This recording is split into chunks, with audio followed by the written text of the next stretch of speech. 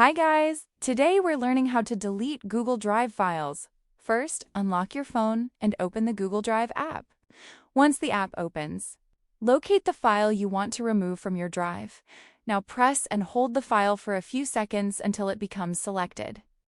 This will enable additional options for managing the file.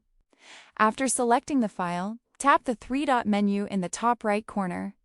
Scroll down through the available options until you find Remove. Tap Remove and then Confirm by selecting Move to Bin. The file will be removed from your Google Drive and placed in the bin, where it can still be restored if needed. If you want to delete the file permanently, open the side menu by tapping the three horizontal lines. From the menu, select Bin to view your deleted files. Find the file in the bin and tap the three-dot menu next to it. Select Delete Forever.